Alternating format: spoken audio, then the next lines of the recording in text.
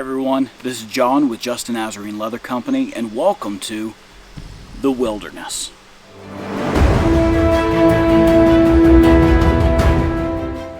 Welcome to the business side, folks, where I share insight into how to start and run your own leather business.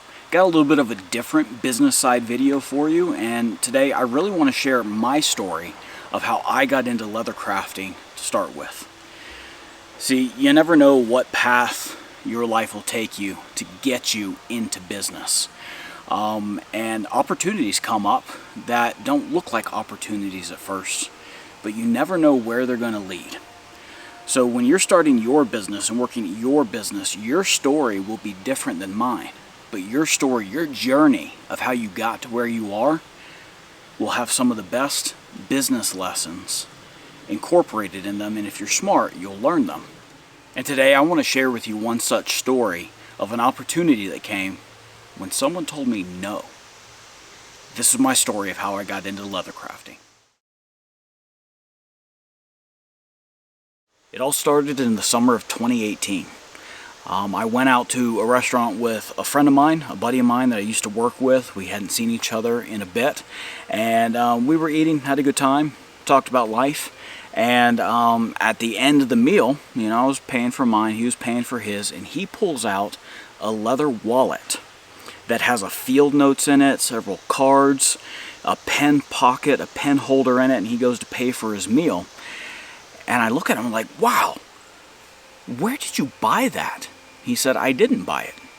I made it. See, something you got to know about my friend. My friend's the kind of person that gets interested in a lot of different things.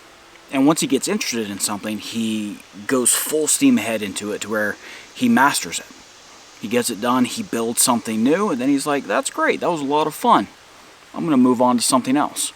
Well, he had happened to take an interest in leatherworking. And so he made himself a wallet that he couldn't find one to buy for himself.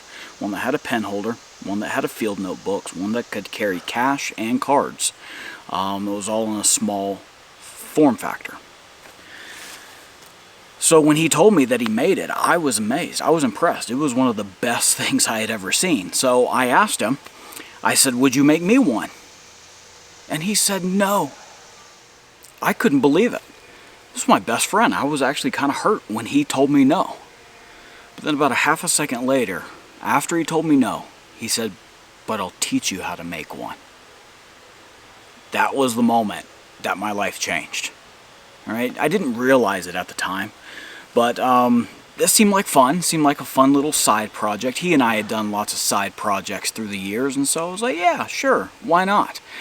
He knew of a local Tandy leather store in our area, so shortly thereafter, maybe that same day, I don't exactly recall, we went to Tandy, we picked out a side of leather, some dye, a couple tools, he already had a couple tools, and we made our wallets on the floor of his garage because we didn't have any other place to work on stuff.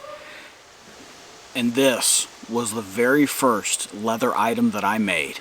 It was my own version of the field notes that would go here, wallet, got some card slots, cash could go in there, and a pen loop right there. This is the very first leather thing that I made in the summer of 2018. We're going to turn the camera around and I'm going to show you a close-up just so you can see what my very first item actually looked like. So this is it. The very first leather item that I made. It's a wallet that holds a field notes.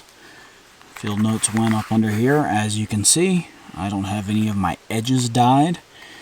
Didn't know to do that or how to do that. I had a different scrap of leather that I used for the pen holder. You can see that I did the dye after I stitched it. Alright, on the back side. There. It's all kind of rough. But man, I love this thing. Could hold cards in here, cash in there. This is a dye and stain all-in-one that we used for this. And it still looks pretty good, I think. So that's it. Kind of rough, not kinda, very rough. But this is one of my favorite items. Not because it looks good, not because it's the best, not because I could sell it for a lot, but it's because it's part of my story. It's part of my journey. This is the first thing that I made, so I'm going to treasure this for all time. And so all of this to share, this is kind of a shorter business side video, but all that to say, my journey started when someone told me no.